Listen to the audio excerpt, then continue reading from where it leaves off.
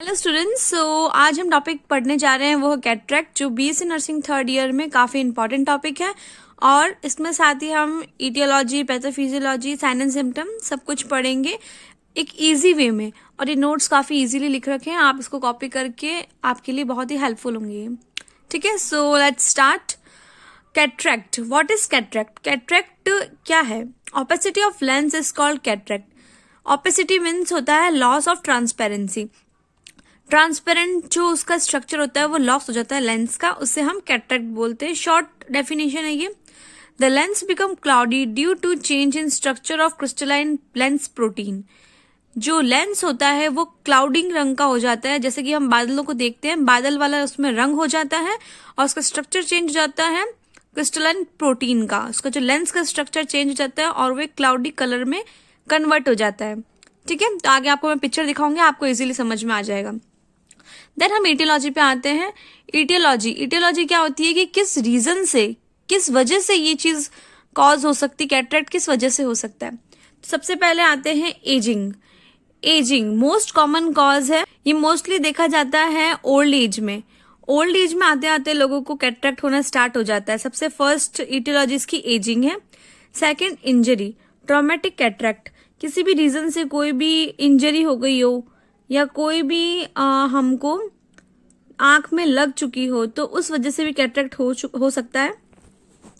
Then हम आते हैं सम ड्रग्स की वजह से भी हो सकता है कैटरेक्ट। स्टेरॉइड्स अब्यूज, अगर हम किसी ड्रग का एक लिमिटेड टाइम तक हम उसको लेते हैं तो उसको अब्यूज नहीं बोलते, लेकिन हाँ हम उससे ज्यादा उसे लेते हैं उससे अब्यूज बोलते हैं। और अगर हम ड्रग का अब्यूज ज्यादा करेंगे स्टेरॉइड्स का तो हमें कैटरेक्ट होने के चांसेस ज्यादा है। फोर्थ है excessive exposure of UV rays का एक्सेसिव एक्सपोजर, यानी कि जैसे रेडिएशंस जो भी आती है, चाहे वो टीवी से हो, मोबाइल से हो या फिर कोई सोनोग्राफी किससे भी हो, तो अगर ज्यादा रेडिएशन में हम रहेंगे तो भी हमको चांसेस है कैटरेक्ट होने के। नेक्स्ट इज स्मोकिंग जो इंसान करेगा उसको भी कैटरेक्ट होने के चांसेस है। Sixth, due to other diseases जैसे कि डायबिटीज मेलाइटस से हो सकता है, मैटरनल रूबेला से हो सकता है, किडनी डिसीज से हो सकता है, तो इन सब चीजों से हमें कैटरेक्ट हो सकता है। ओके, तो ये थी इसकी ईटियोलॉजी या पॉइंट से आप देख लेना। नेक्स्ट कम टू एक और लास्ट पॉइंट है इसका, congenital. Clouding of lens is present in one और बोथ आई बिफोर और at the time of birth. Congenital भी हो सकता है, यानी कि जन्म के टाइम लेंस क्लाउडी हो सकता है, या तो एक आई में या फिर दोनों आई में, और या तो जो बच्चा पेट में होगा तब उसे हो जाएगा या फिर वो बर्थ जब उसका होगा तब हो जाएगा उसे कैटरेक्ट। तो ये भी चांसेस है। तो ये 7 पॉइंट्स है। देन हम आते हैं पैथोफिजियोलॉजी पे। पैथोफिजियोलॉजी देखें तो इसमें है ड्यू टू ईटियोलॉजी फैक्टर, जो भी हमने पढ़े अभी। चलो उसमें से एक एजिंग ले लेते हैं हम। एज की वजह से अगर इंसान की एज ओल्ड एज में है, स्नाइल एज में है, तो decrease O2 supply and aqueous humour supply.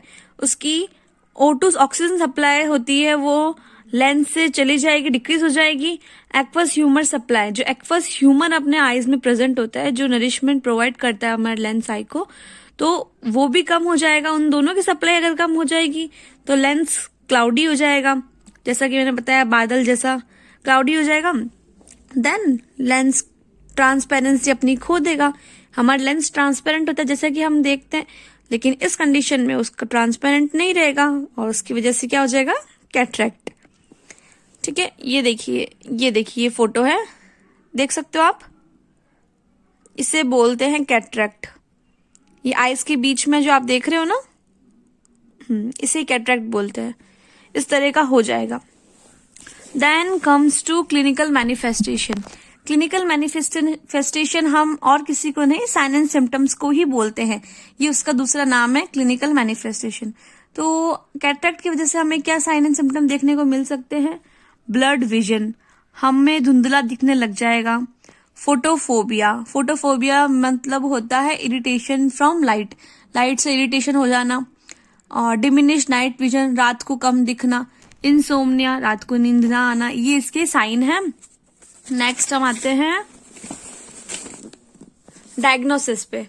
Diagnosis हम इसका क्या करेंगे, किस तरह हम इसको डायग्नोस करेंगे? फिजिकल एग्जामिनेशन, हिस्ट्री कलेक्शन करेंगे। अगर कोई भी पेशेंट हमारे पास आएगा तो उससे हम एग्जामिन करेंगे। उसके बाद एक टेस्ट होता है ऑप्थेल्मोस्कोपी टेस्ट, हम उसके लिए वो करेंगे। ओके, ये था डायग्नोसिस।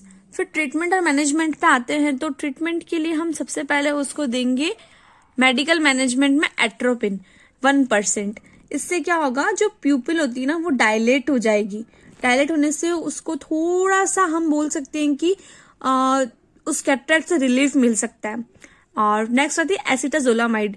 ये आईओपी डिक्रीज करता है, इंटर ऑक्यूलर प्रेशर होता है ना, उसे ये एसिटाजोलामाइड डिक्रीज करता है। तो वो हम पेशेंट को दे सकते हैं उसके बेनिफिट के लिए। और नेक्स्ट सर्जिकल मैनेजमेंट हम देखें, the only true treatment is surgical removal of cloudy lens.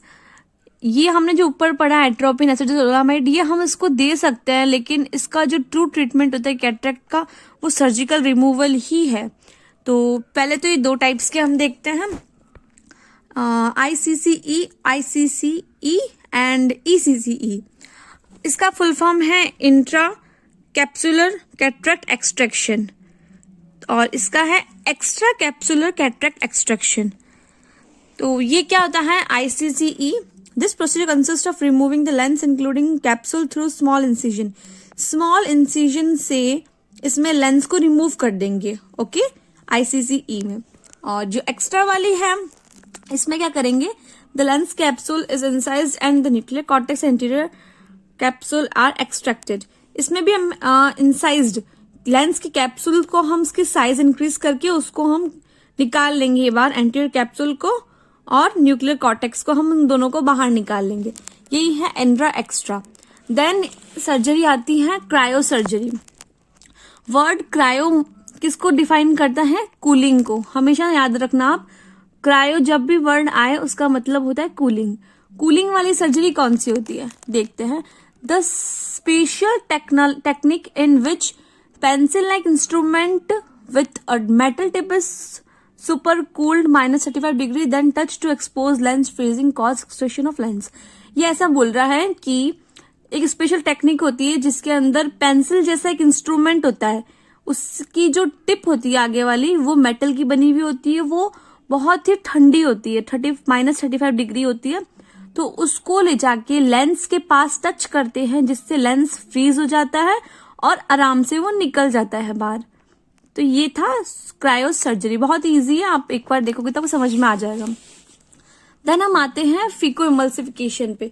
फीको emulsification क्या होता है? तो mechanical breaking up emulsify of the lens while hollow needle vibrating at the ultrasonic speed. ये क्या करता है? फीको इमल्सिफिकेशन ब्रेक डाउन करता है लेंस को। ये कैसे ब्रेक डाउन करेगा? इसमें हम एक नीडल के ऊपर वाइब्रेशन करेंगे, अल्ट्रासोनिक वेव्स का बहुत ही तेज वाइब्रेशन देंगे। वाइब्रेशन जब हम लेंस के ऊपर लगाएंगे तो वाइब्रेशन होने से वो ब्रेक डाउन होगा, उसे हम फीको इमल्सिफिकेशन बोलते हैं। तो यही है थर्ड, फीको इमल्सिफिकेशन। देन सबसे इम्पॉर्टेंट हमारी नर्सिंग केयर। हमारे नर्सिंग जो फील्ड है उसमें जितने भी हम अगर एग्जाम्स और देते हैं तो मोस्टली एग्जामिनर यही ध्यान रखता है कि आपने नर्सिंग केयर क्या लिखी है। बाकी सब लिखा है वो इम्पोर्टेंट है, हम मानते हैं, बट नर्सिंग केयर जो आपका प्रायर रूल है और प्रायर आपकी ड्यूटी है तो वो आपने कैसे लिखी, क्या लिखी है, तो वो भी बहुत इंपॉर्टेंट है। चलो हम देखते हैं कैटरेक्ट की क्या हो सकती है। The nursing care after cataract surgery. Surgery के बाद हम उसे क्या दे सकते हैं? Nursing care.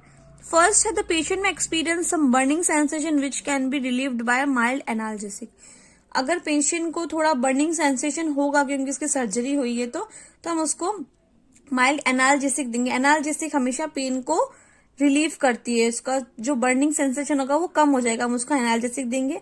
सेकेंड आती है report the complain of severe pain if it develop suddenly, it include increase IOP और हैमरेज। अगर उसका पेन सीवियर हो रहा है तो हमें फटाफट डॉक्टर को इन्फॉर्म करना है, क्योंकि अगर पेन ज्यादा हो रहा है तो उससे आईओपी जो इंट्राऑक्यूलर प्रेशर है वो इंक्रीज भी हो सकता है और हैमरेज की कंडीशन भी आ सकती है। तो हमें जल्द से जल्द रिपोर्ट करना है हमको डॉक्टर को। थर्ड आता है instruct patient to restrict activity and frequent change in position. उसको हमें कम से कम एक्टिविटी करने को, हिलना डुलने को मना करना है और उसकी पोजीशन चेंज करते रहना है हमको हर थोड़ी देर में। ओके, नेक्स्ट आता है fourth point, Nurse should support patient head when transferring from trolley to bed and when moving cut off bed to avoid intraocular hemorrhage and intraocular pressure. तो ये पॉइंट ऐसा बोल रहा है कि अगर पेशेंट को आप ट्रोली से बेड पे शिफ्ट कर रहे हो तो उसका हेड का हमको ध्यान रखना है, बिकॉज इंट्राऑक्यूलर प्रेशर अगर हम हेड ढंग से उसको नहीं रखेंगे तो ऑक्यूलर प्रेशर बढ़ सकता है और हेमरेज भी बढ़ सकता है। तो उसको इजीली हमको ट्रांसफर करना है ट्रोली से बेड पे ताकि उसका सर ज्यादा ना हिले और आईओपी ना बढ़े। Any causes that increase IOP is avoid possible causing include straining while defecation and bending or leaning over the rate of the bed। ये भी यही बोल रहा है जैसे कुछ चीजें हम परफॉर्म करते हैं जिससे हमारा इंट्राऑक्यूलर प्रेशर जो आई का होता है वो बढ़ जाता है, जैसे कि डिफिकेशन हुई, स्ट्रेनिंग हुई, तो leaning of the bed red. तो हमें जितनी हो सके एक्टिविटी कम करनी है। वॉशरूम जाते हैं तो उधर भी जाके हमें एक्टिविटी कम करनी, जितना हो सके अपने आप स्टूल को पास होने देना, हमको डिफिकेशन वहां नहीं करना है। और भी काफी चीजें होती है उधर, हमें अपना जितना हो सके आईओपी ना बढ़े वो ध्यान रखना है और लाइटली हर चीज करनी है। Next, administration prescribe drug, eye drops and protective I shield use in night and for additional protection.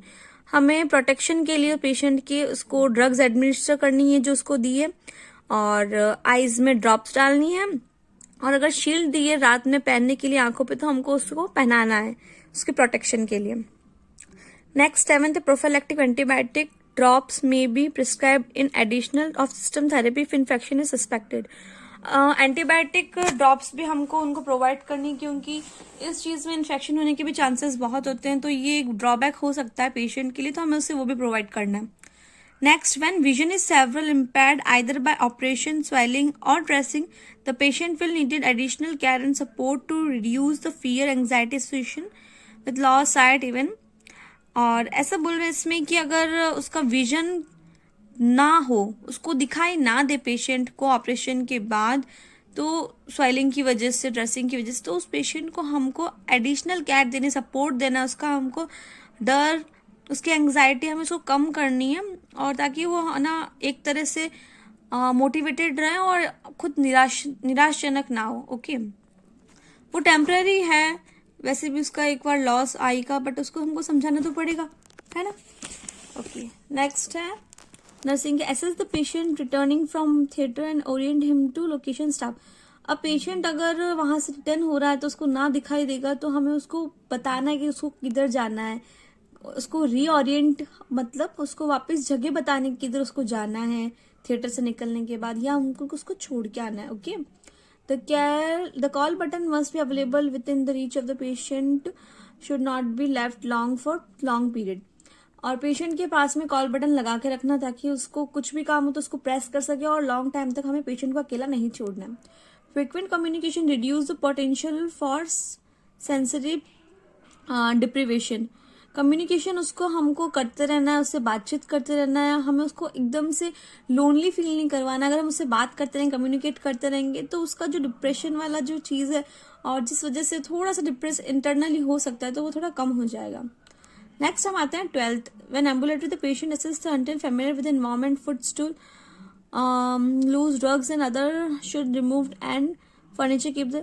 इस पॉइंट का इतना सा मीनिंग है कि हमें कुछ भी चीजें, उसके पास शार्प ऑब्जेक्ट हुआ, फर्नीचर हुआ, कुछ भी लगने करने वाली चीजें उस पेशेंट के आसपास नहीं रखनी, क्योंकि फॉर टेम्पररी उसका दिखाई देना उसको बंद हो सकता है, उसका विजन लॉस होता है। तो हमें ये सब चीजें उसके पास से हटा देनी ताकि उसको नुकसान ना पहुंचे, उसको लगे ना। Third point is patient help patient activities daily living because self care, eating, drinking may not be possible if vision is impaired after operation।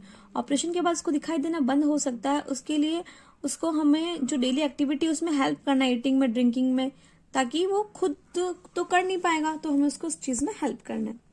Education patient about care precautions that should be taken at home such as avoid activities that increase IOP।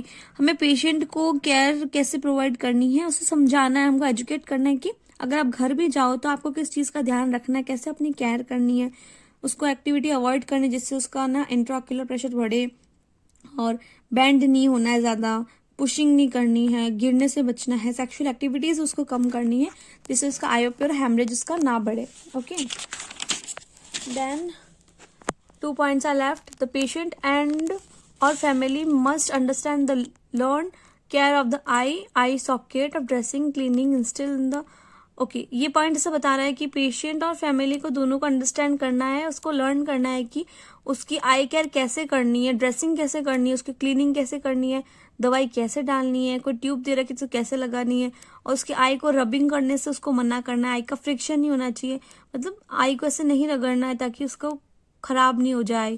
तो उस चीज़ का patient को भी ध्यान रखना है और family को भी ध्यान रखना है, तो उसको समझना चाहिए ये। और लास्ट पॉइंट है the care and appropriate use goggles, glasses और contact lens must be understand. Last point ये कह रहा है कि पेशेंट को ध्यान रखना है कि गॉगल्स और ग्लासेस और कॉन्टेक्ट लेंस अप्रोप्रिएटली उसको लगाने हैं। अगर वो बाहर जाता है सनलाइट के अंदर कोई काम की वजह से, तो उसको सनग्लासेस पहनने हैं, ये उसके लिए ज़रूरी है। तो गाइज ये था आज का टॉपिक। अगर आपको ये टॉपिक थोड़ा भी हेल्पफुल लगे तो मेक श्योर आप मेरे चैनल को लाइक करना और सब्सक्राइब करना, अपने फ्रेंड्स के साथ ज़रूर शेयर करना। Okay, thank you.